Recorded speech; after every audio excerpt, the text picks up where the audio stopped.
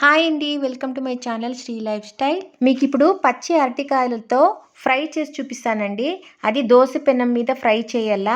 ఇక్కడ అరటికాయలని బాగా కడిగేసి పొట్టంతా తీసేసి నీళ్ళలో వేయాలండి. లేకపోతే నల్లగా అయిపోతుందండి. అది బయట అట్లా నీళ్ళు లేకుండా పెట్టకూడదు, నీళ్ళలోనే వేయాలండి.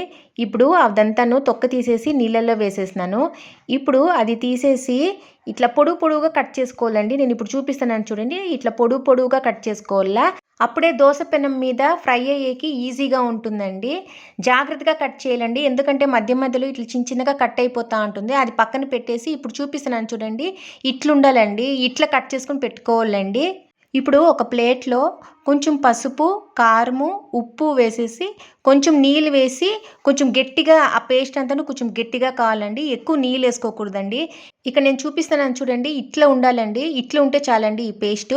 నేను ఎక్కువగా వేరే మసాలాలు అంతను ఏమీ వేయలేదండి. ఇది మాత్రమే చాలండి. పసుపు, కారము, ఉప్పు ఉంటే చాలండి. నేను ఇప్పుడు చూపిస్తున్నాను చూడండి, ఆ పేస్ట్ అంతాను అరటికాయలకి ఇట్లా వేసి పక్కన పెట్టుకోవాలండి.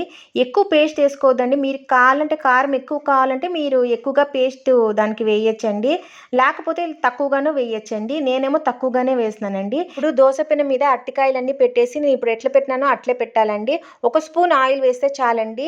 ఇది ఫ్రై అయ్యేకి 5 to 10 మినిట్స్ అవుతుందండి. ఎందుకంటే సిమ్లో పెట్టాలి కదా.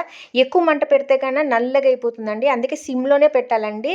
ఇది 5 to 10 మినిట్స్ పడుతుందండి. నిదానంగా ఈ పక్క ఆ పక్క ఫ్రై అయ్యేటట్లు తిప్పుతూ ఉండాలండి. ఇట్లా లైట్ బ్రౌన్ వస్తే చాలండి.